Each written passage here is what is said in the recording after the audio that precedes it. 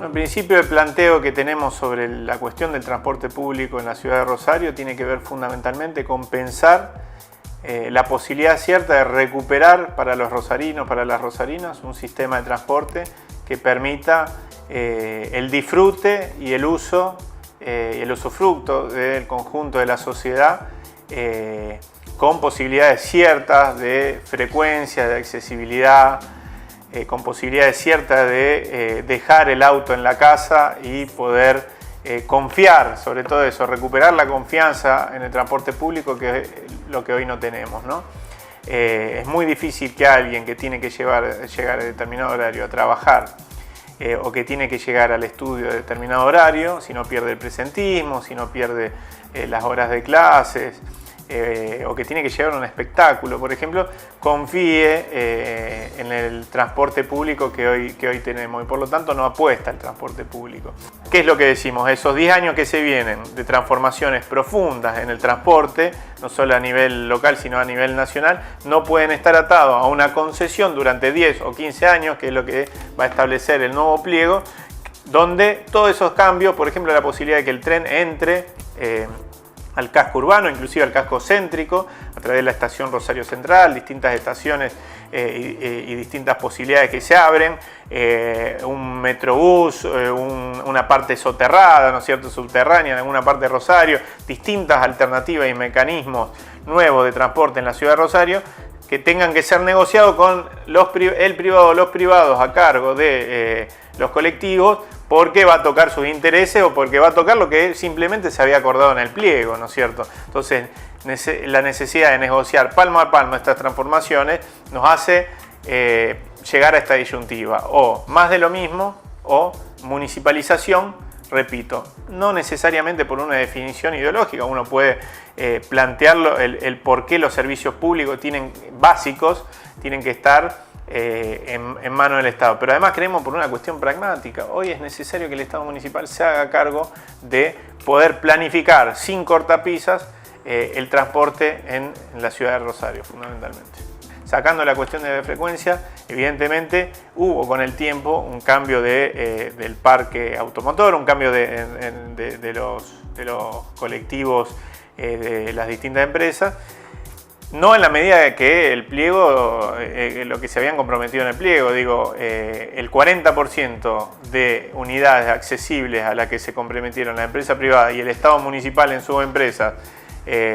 para que aquellos que tienen disminuidas sus posibilidades motrices, físicas, puedan subirse a un colectivo, ni más ni menos que subirse y viajar. En el caso de la empresa pública es muy bajo el cumplimiento. Lamentablemente, esas unidades que se presentaron en el Parque Independencia mostraron que no son accesibles, que no tienen aire acondicionado, que tienen el motor adelante, digo, son unidades pensadas a la vieja usanza, ¿no es cierto?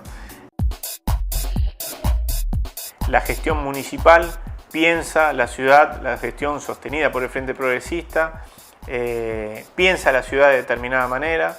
el Consejo va a la rastra de esa ciudad pensada de esa manera, una ciudad donde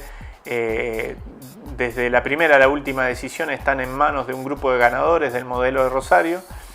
que fundamentalmente tienen que ver con la especulación, que tienen que ver con pensar el desarrollo urbano en base a los intereses de determinadas minorías económicas, en base a los intereses de las constructoras. Y nosotros pensamos fundamentalmente en los trabajadores, en los excluidos, pero también en aquellos sectores económicos y productivos que se han tenido que, para desarrollar sus tareas, hablo de la producción industrial, por ejemplo, mudar a parques industriales en la localidad de aledañas porque el municipio no piensa el desarrollo en función del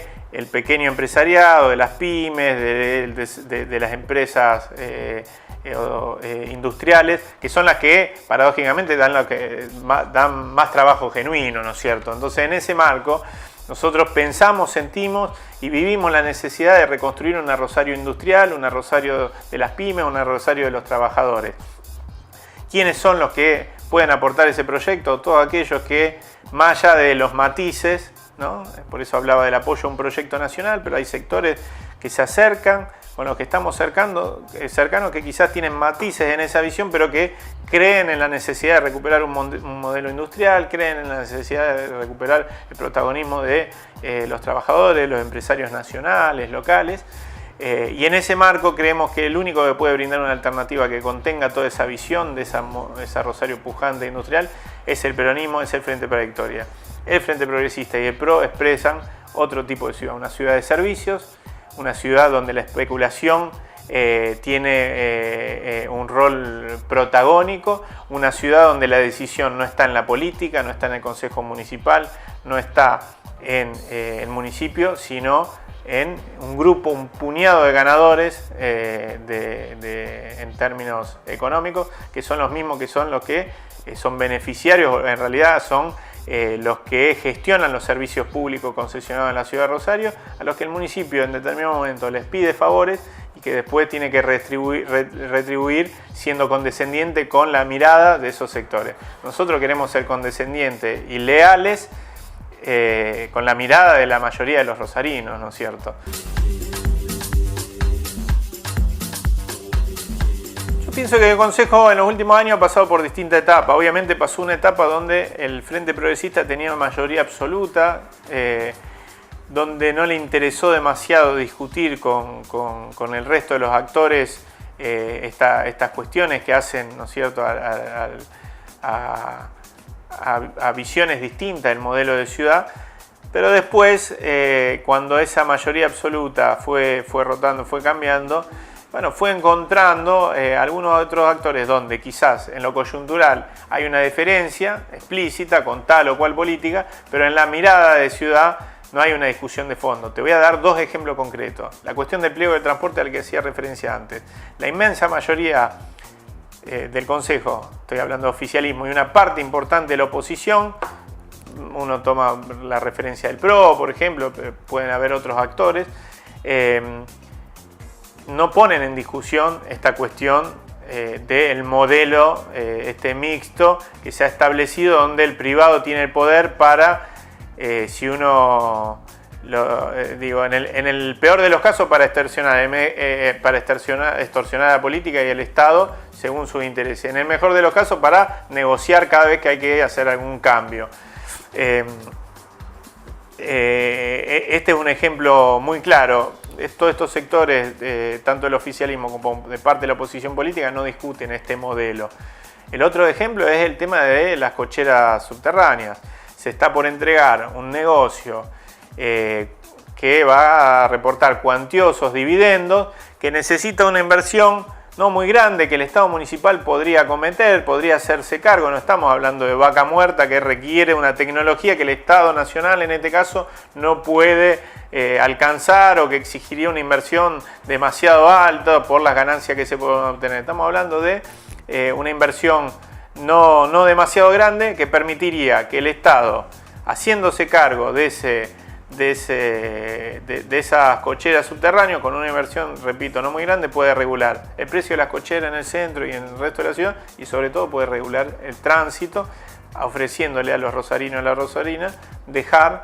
el tránsito del centro, ¿no?, del microcentro, dejando su auto a las entradas o en el macrocentro, y regulando de esta manera